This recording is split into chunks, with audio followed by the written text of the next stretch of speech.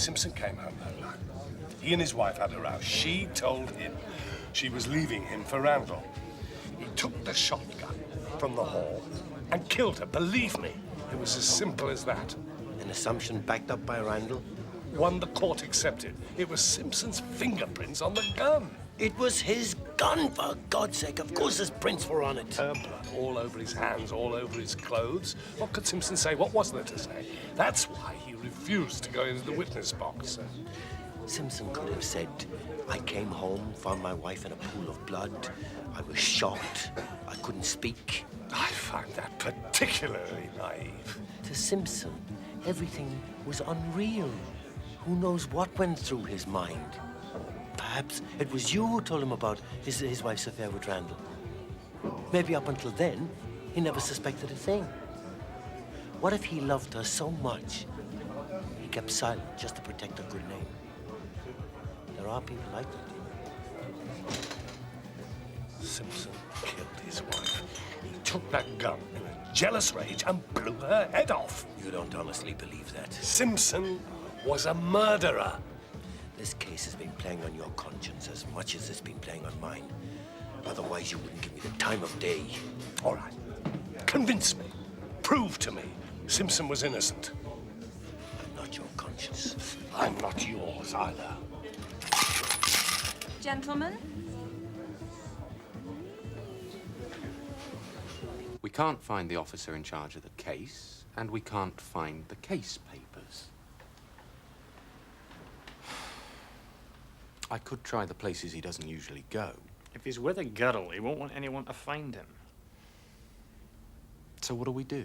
Sit and wait? What else is there? Let's just hope and pray he rings in. I'm sorry I grabbed you. I think perhaps I had too much to drink. Forget it. Perhaps we ought to call it a day. I was sent to bring Randall in for questioning. Are you listening to me? Yes! Initially, he denied having an affair with Simpson's wife. He lied through his teeth. Well, wouldn't you if you were married? Not if I was brought to the station in connection with a murder. He had an alibi for the time of death. So you did suspect him? Everyone is a suspect in a murder case, you know that. Do you remember his alibi? It was a long time ago, for goodness sake. How do you expect me to remember? He was playing snooker with his mate, Jenkins. Richard Jenkins. I went to interview Jenkins. So what? Everybody connected with the case was interviewed. It was standard procedure. Jenkins didn't know that on that afternoon he was Randall's alibi for murder. When I told him Randall was a suspect in the killing, he went to pieces. Lying was not his forte.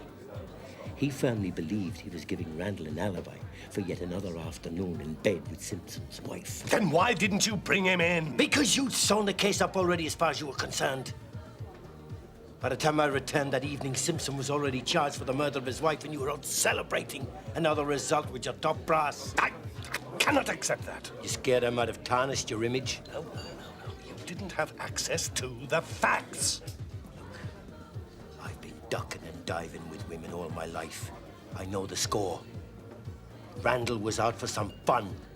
Simpson's wife got serious. I am willing to bet you my pension she told Randall she was going to confess all to her husband. Randall went to the hall, took that gun and shot her. No!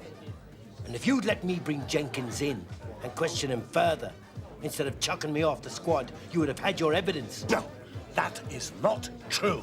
For God's sake, the man is doing 20 years. What do you want me to do? Confess so that you can have a clear conscience? Think about it. I have.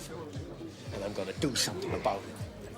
Look, Simpson has almost completed his sentence. What good would it do? I don't know, but I'm going to try and put things right. Sunhill CID? Is that you, Craig? The hell are you? Never mind about that. Look. Ted, you're at Crown Court tomorrow on the Davison case. There's 40 witnesses to be warned. Where the hell's the papers? They're in the boot of my car. Forget them. Leave it to me. I've got an urgent inquiry for you. There's a man called Simpson doing a 20-year stretch for murder. I want you to find out what prison he's in. What the hell do you think you're doing? When you found out, I want you to call me back on this number. 946-8493.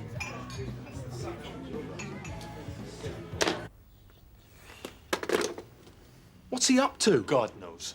He wants the name of the prison in which a man called Simpson is being held. Urgently. Oh, those witnesses will be well pleased being woken up in the middle of the night and told they're at court 10 o'clock sharp. The man says it's urgent. Yeah, and you can bet your life Ted'll sail through it like he always does. Unscathed. Yeah. Time, gentlemen, please. What's taking him so long? Come on then. Let's have ya. Time to go.